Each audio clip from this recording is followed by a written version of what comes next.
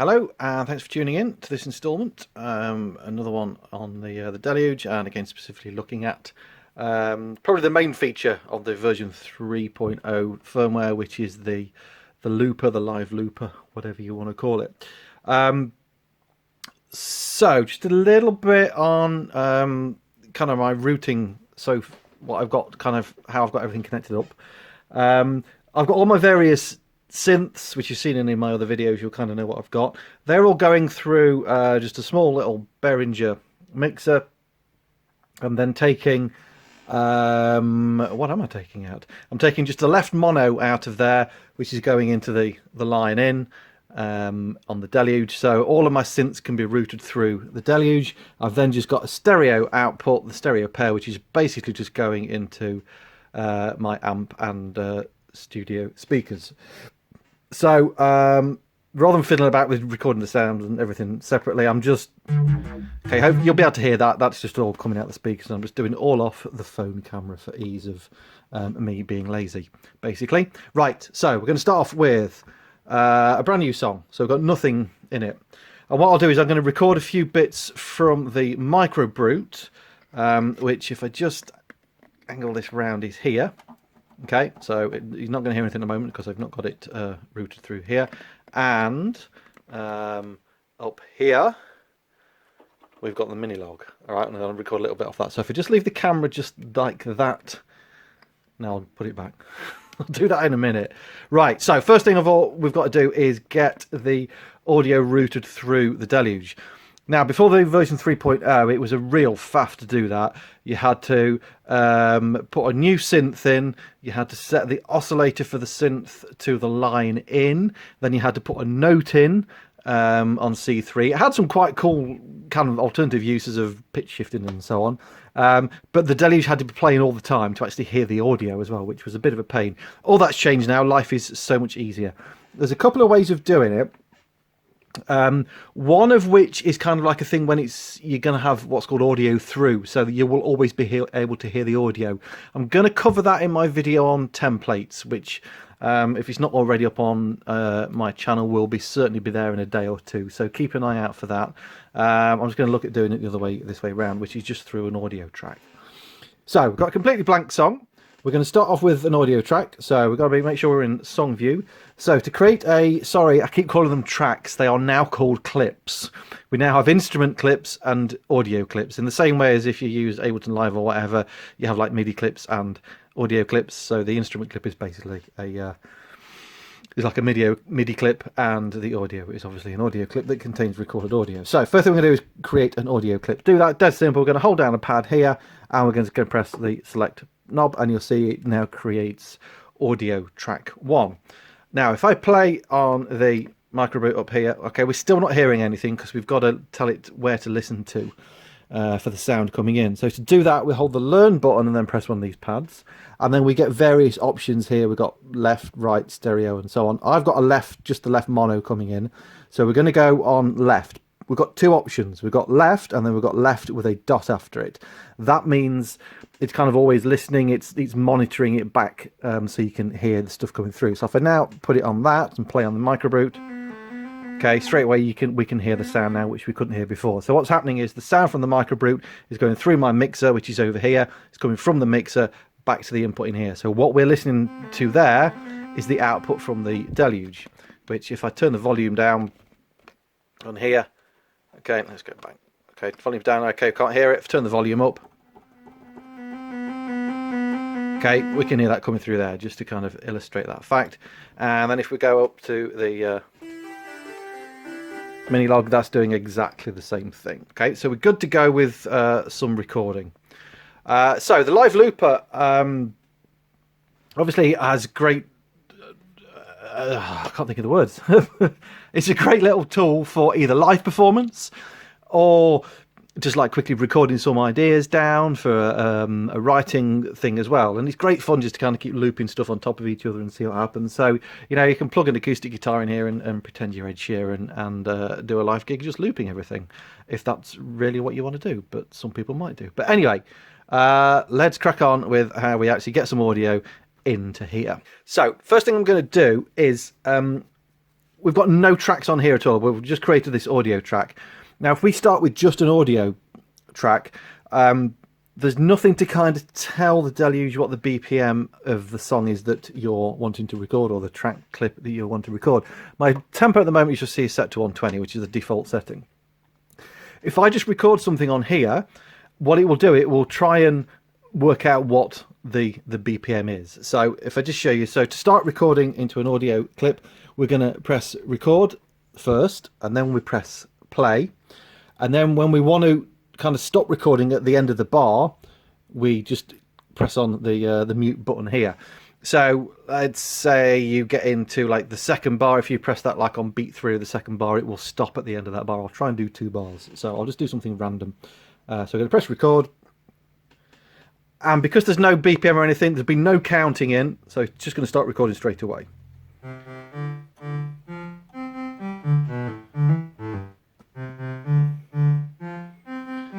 Okay, so you can see straight away it's recorded that.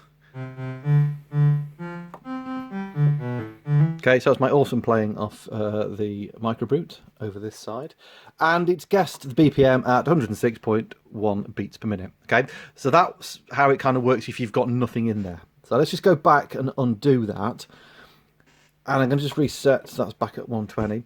So you don't necessarily have to program anything in, you can have absolutely anything in. So all I'm going to do on here is just put a synth track, okay, on this track above here. I'm not going to be using that, so I'm going to hide that. But the fact that we've now got, I like that, so you can see there's the synth track. The fact that we've got that in there now, it kind of acts like a sort of a marker or an anchor or whatever, and we'll keep the BPM at the speed we want it at. What will happen now is when we start recording, we will actually get a 4-bar count in, and then it will keep recording. I'm going to put the metronome on as well, just so we can hear that, and I'll just do like I don't know, I'll record 2 bars of a bass line. Okay, I'm just going to keep it dead simple. Something like that. Okay, here we go.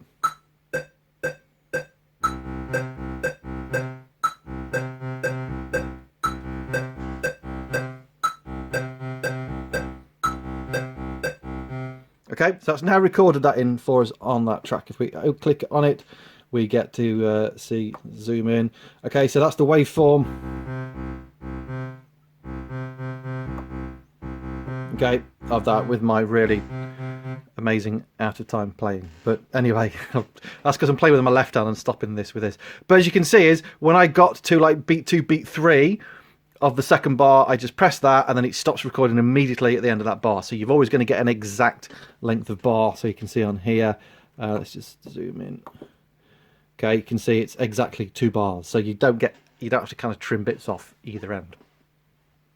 So if we want to now kind of loop another part over the top of that, or overdub another part, if we want to use the correct terminology, it's very, very simple to do. So what I'll do is I'm just going to go up an octave, or let's just work out what I'm going to play.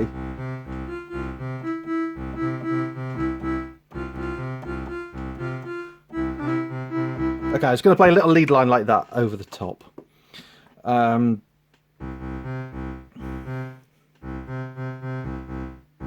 Going to get that just so it's filling up the screen there.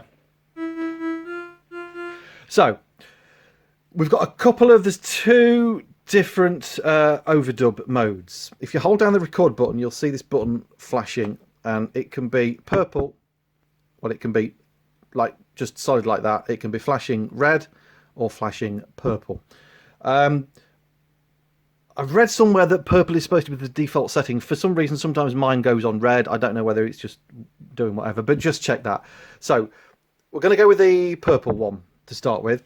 So what happens with the purple one is when we kind of overdub and create new tracks, it will put a new instance in, a new audio track, so everything can play together. I'll explain the red one shortly. So all we would do to kind of overdub on this and create another track sort of based on the settings of this track is we'd hold and press the record button, and then we're going to press the track below it, okay, because we're kind of overdubbing this with this one. If there's already another track on there, don't worry about it, it doesn't matter, you still just press the one below it and it will insert it in there for you. So if I'm going to start that playing, so I can kind of have a quick practice first, and I'll start recording it then.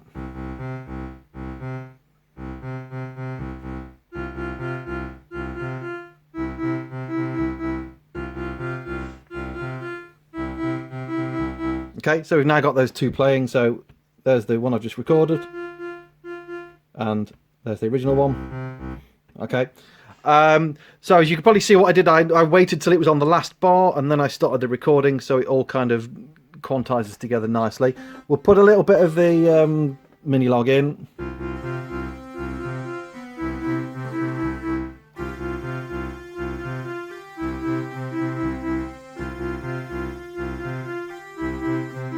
Okay, gotta make this just one bar first of all, just so you can see the different lengths here. So we're going to start that going, and we're going to start recording now. Okay, so you can see we've got one bar here, 2 bars on the others. Let's put another one in just for the hell of it.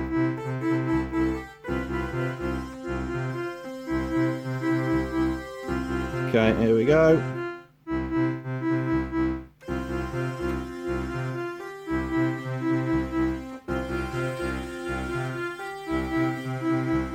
Okay, and you can just keep going and overdubbing and looping and so on. There are ways you can do this with a foot pedal as well, but I'm not going to do that for the purposes of this. All right, so hopefully that makes sense. So it's kind of straightforward and everything playing together. So I'm just going to take that back just to the first, just that bass line, and I'll sort of try and explain the red overdub mode. So let's change that to the red one. So what happens with this is audio track 1. Okay, when we create a new track, a new overdub track doing it on the red setting, it will create another instance of audio track 1, so these won't play at the same time. So this is good if you want to kind of have different variations of stuff. In fact, what I might do is I'm just going to redo it, so I will keep all of that,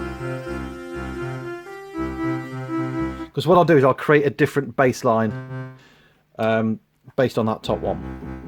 So what we're going to do is we're going to kind of insert another bass line in here, which might like be a different section of a song. Okay, it'll make sense in a minute, I hope.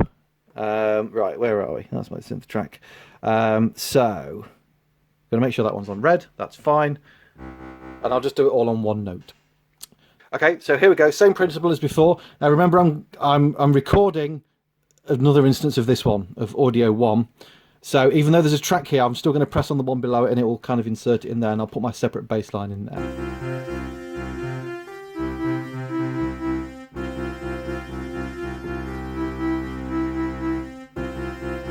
Okay, so see straight away when that one starts playing, it's now stopped that. So we can now kind of go between those two different bass lines.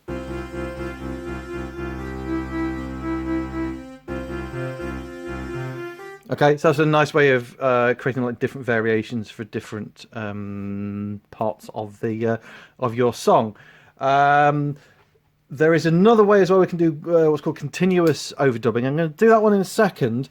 Just show you quickly, because you can at the moment. Obviously, this is just like audio track 1, audio track 2, audio 3, and audio 4, which kind of means nothing. You can name the tracks now. You do this in a Ranger view. So audio 1, obviously it's coming from the micro brute. All you do is you hold down the one you're going to name, you press shift, and then there's a new shortcut, which I can't see here, I think that's it, which is called name, and then you can just type in whatever, and then just press your enter button. Okay, and you've now named that. So you can do that with all of these. Okay, that's my synth, so whatever. Okay, so, and then your audio 2. So you can name your audio tracks now, and you do that in a Ranger view, but they are then showing up over here. So if you just hold on that now, which previously said audio 1, has now got that weird name that I've given it. That's obviously the same instance of that, so it's going to be the same track. Didn't name that, but then the synth, you can say I named up there, so you can now name your synth presets also. I'll cover that in a bit more detail as well in a separate video, but you can do it that way. So let's just go back to just the basic, the original one, and we'll have a look at continuous overdubbing. So what happens with this is you're going to keep creating new tracks all the time, sort of based on the source length. So this is 2 bars, so it's going to keep creating new 2-bar tracks, and I was going to keep playing stuff on each one. You can do the same thing with the purple and the red settings on here. It's the same kind of principle works. So let's just do it with the purple first, which is that way round. So to do this, whereas before for kind of looping and overdubbing we're doing that and pressing the one below, for doing this we still hold the record but you press the audition pad here. Okay, so I'll just play some random stuff.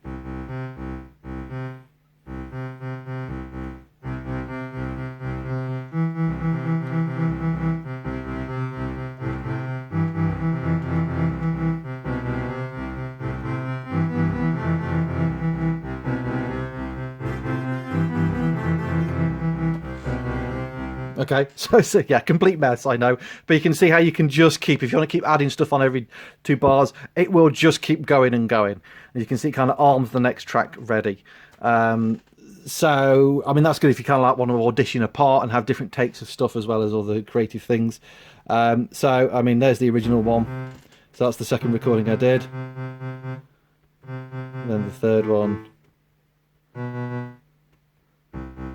And so on. Let's just get rid of those and we'll just show you in a purple arm mode, sorry, red arm mode, which is that one. All right. That's the one. It's because it was green underneath, I couldn't see it. There we go. That's the red one. Right, show you that way around. So this will create the same instance, kind of another instance of the same track, so they won't all play together. They will just play one after the other. So.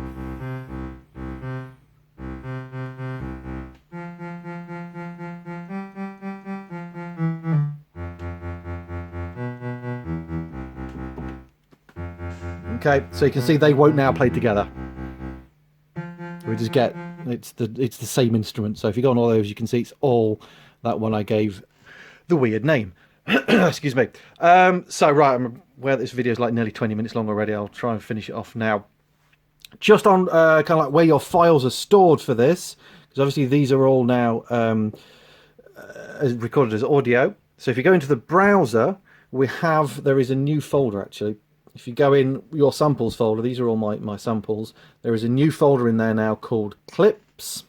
If you go into that, there is a folder called temp, and everything you've recorded are all stored in there. Okay, so you can hear that's like one of the ones I've just done. And there are some that I was messing about with earlier in the day. Even if you don't save that song, they still stay in that temporary folder. They don't get deleted. What happens is when you do save the song, they get moved into the clips folder, so they come out of the temporary folder and into the clips folder, so they're kind of like more permanent in there. I think there's a limit on the number of things that will stay in the temporary folder, and they will eventually just kind of get written over. Obviously, if you want to delete them, the easiest way is just stick your SD card in your computer and just like empty that folder out, because obviously it's going to start taking up quite a bit of memory with all those audio recordings in there. And I think that's it for this one. I think that kind of go back.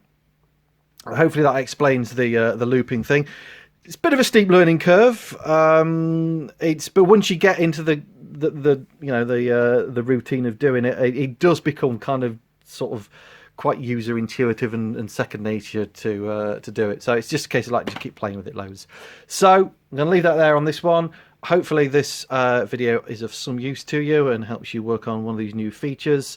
Usual things, please like, subscribe, share the videos round. If you've got any questions, stick them in the box below. And if you've got any suggestions for any future videos, then again, stick them in the box below. I will see what I can do with those. And then, yeah, if you like kind of acid delay, electronic-y ambient music, check me out on Spotify and Apple Music and all those kind of places. Okay, thanks for watching, and I'll see you in the next one.